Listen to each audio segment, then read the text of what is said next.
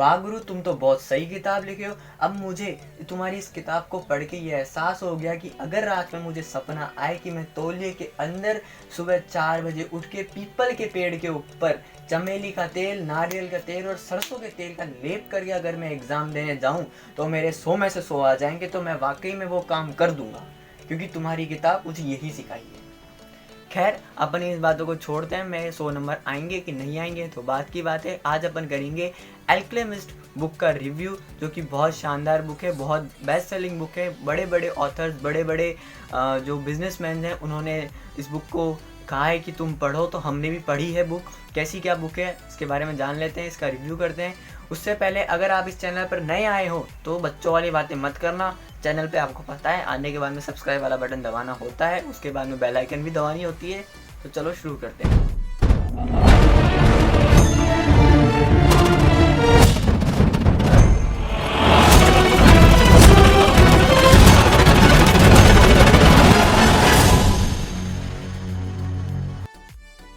तो कहानी कुछ ऐसी है। एक सेंटियागो नाम का लड़का होता है जो बिल्कुल सटियाया हुआ होता है। उसको रात के सपने के अंदर सोना, इजिप्ट के पिरामिड के पास में सोना दिखाई देता है। उस सोने को वो बार बार सोना दिखाई देता है, तो एक औरत के पास जाता है, भाई मुझे ऐसा चीज़ क्यों दिखाई देती है। तो वो औरत बोलती है, भाई तू सोने को लेने चले जा और मिल जाए तो मुझे 10% दे दियो। ये बात होती है। जब बोलता है पागल हो रहती है, ऐसे कोई सोना थोड़ी ना मिलता है। फिर इसके बाद में एक अनजाना आदमी आता है। अनजाना आदमी इसको बोलता है कि भाई तो तेरे को सोना दिख रहा है, उसको तू लेने चले जा। तो ये बात बोल रहा है, यार सब इतने जाने कह रहे हैं तो मैं चले जाता हूँ। तो ये चले जाता है, अपनी जितनी भी भेड़ बकरी जो भी होती है चराता है, उन सबको बीच बाज के चले जाता है। अब ये शिप में जाता है, तो शिप में जाते क्या होता है, इसका जो पैसे थे इसके बाद वो सारे चोरी हो जाते हैं। अभी चोरी हो जाते तब इसके पास खाने पीने को कुछ रहता नहीं, तो शिप से उतर के किसी दुकानदार के काम कर लेता है। अब ये दुकानदार के काम करता है तो ये बहुत बढ़िया काम करता है और उसकी सेलिंग बढ़ा देता है। जब ये सेलिंग बढ़ जाती है तो उसके पास थोड़ी सैलरी जुड़ जाती है, वो भी अमीर हो जाता है। तो फिर ये वापस 200 साल नहीं, 2-3 साल बाद में इसको याद आता है कि मुझे मेरे सोने के पास जाना है, और ये अपने सोने की खजाने को खोदने चल देता है वहाँ से अपना पैसा लेके।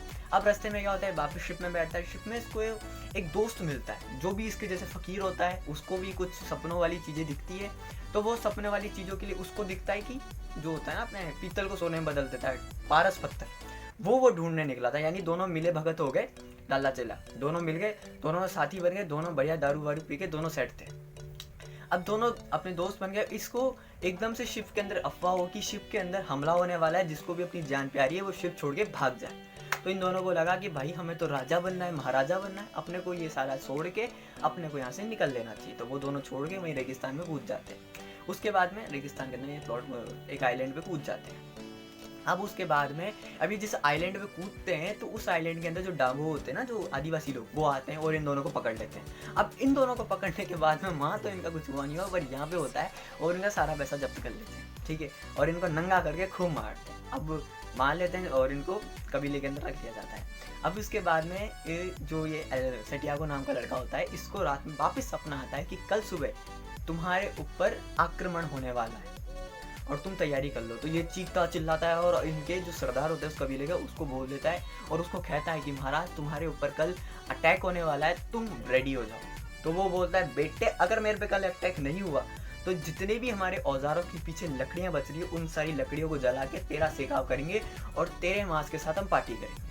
तो बोलता है, ठीक है महाराज आप कर लेना जो करना है, पर अभी आप तैयारी कर लो। तो ये सारे तैयारी करते हैं। तैयारी करने के बाद में वाकई में अटैक होता है और अटैक के अंदर वो जीत जाते हैं, क्योंकि उन्होंने तैयारी कर रखी होती है। अब तैयारी कर रखी होती है तो वो राजा बहुत ज़्यादा खुश हो जाता है। वाह बेटे तैं तो हमारी लाखों की संपत्ति बचा दी। तो लाखों की संपत्ति बचा ली, तू अब एक काम कर, हमारी बेटी भी ले ले और हमारी जो प्रॉपर्टी है, हमारी जो जायदाद है, जो बाईसमती का साम्राज्य है, उसमें से तू 50% तू भी ले ले, ठीक है। वो बेटी और इसको दे देता है। तो फिर वो राजा को वो बताता है कि सीन कि मेरे को ऐसे ऐसे सपने दिखते हैं, मुझे खजाना दिखता है सपनों के अंदर। तो वो बोलता है, देख तेरी जो अभी तेने बताया वो वाकई में सच हो गया, तो तुझे इस सपने को पूरा करने जाना चाहिए। और इस सपने को पूरा करने के लिए तू एक काम कर, मेरी बेटी को भी ले जा और तू मेरे यहाँ से थोड़े बहुत सैनिक भी ले जा, थोड़ा बहुत पैसा भी ले जा और तू इस सपने को पूरा करने जा। तो वो सपने को पूरा करने चले जाता है। वो इजिप्ट के पिरामिड के पास पहुँचता है। इजिप्ट के पिरामिड के पास पहुँचने के बाद में क्या होता है, कुछ गुंडे आ जाते हैं, वो डाकू लोग होते हैं। अब वो आ जाते हैं और इसका सारा पैसा लूट लेते हैं और इसके जो आदमी होते हैं उनको मार देते हैं, सारा पैसा लूट लेते हैं और इसको बंदी बना लेते हैं। बट ये होशियारी दिखाता है कि तुम अगर मुझे नहीं छोड़ोगे तो मैं ऐसे तंत्र मंत्र जानता हूँ, ऐसे जादू टोने जानता हूँ कि तुम्हें रात ही रात में उड़ा दूंगा। तो बोलता है ठीक है बेटे, मैं तेरे को 3 दिन का टाइम देता हूँ, तू मुझे उड़ा के दिखा।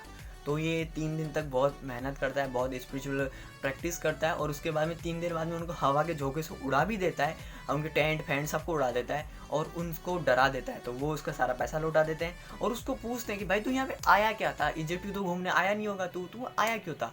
तो ये बोलता है कि मेरे को ऐसे ऐसे सपने दिखते हैं कि यहाँ पे बहुत सारा खजाना गड़ा हुआ है। तो बोलता है ए राम, ऐसे तो खजाना मेरे को भी दिखता है कि एक स्पेन के अंदर एक चर्च है, जहाँ से इसने एक चर्च है, उसके पास में सिक्किमो ट्री है, उसके नीचे खूब सारा खजाना दबा हुआ है, मैं तो कभी नहीं गया, तू यहाँ पे क्यों आ गया।